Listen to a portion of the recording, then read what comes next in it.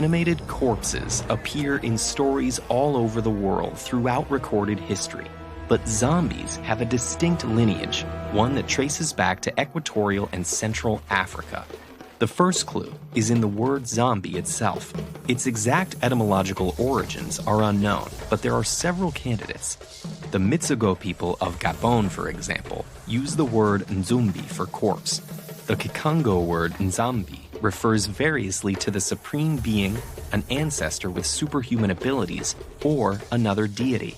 And in certain languages spoken in Angola and the Congo, zumbi refers to an object inhabited by a spirit, or someone returned from the dead.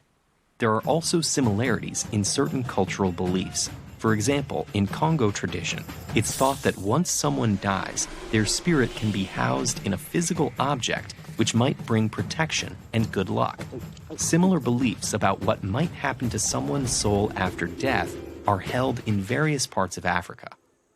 Between 1517 and 1804, France and Spain enslaved hundreds of thousands of African people, taking them to the Caribbean island that now contains Haiti and the Dominican Republic.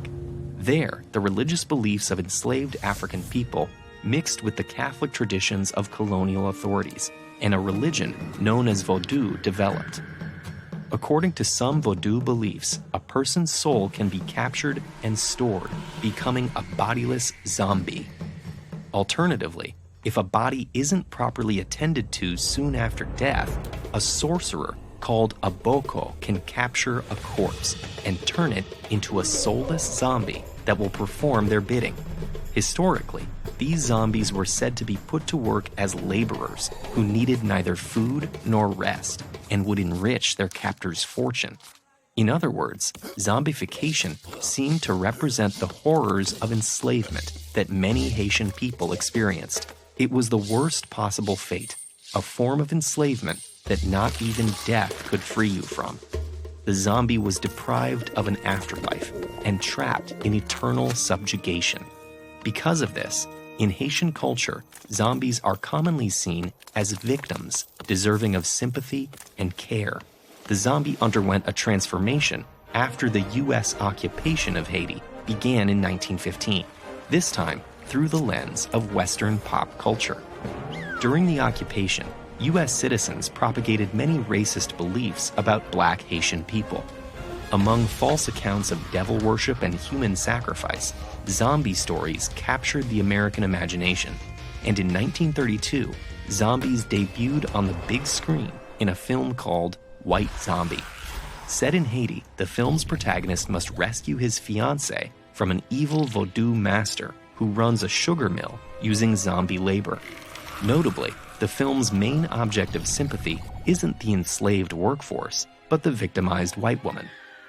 Over the following decades, zombies appeared in many American films, usually with loose references to Haitian culture, though some veered off to involve aliens and Nazis.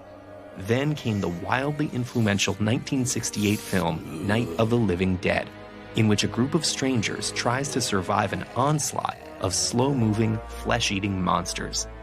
The film's director remarked that he never envisioned his living dead as zombies. Instead, it was the audience who recognized them as such. But from then on, zombies became linked to an insatiable craving for flesh, with a particular taste for brains added in 1985's The Return of the Living Dead. In these and many subsequent films, no sorcerer controls the zombies. They're the monsters. And in many iterations, later fueled by 2002's 28 Days Later, zombification became a contagious phenomenon. For decades now, artists around the world have used zombies to shine a light on the social ills and anxieties of their moment, from consumer culture to the global lack of disaster preparedness.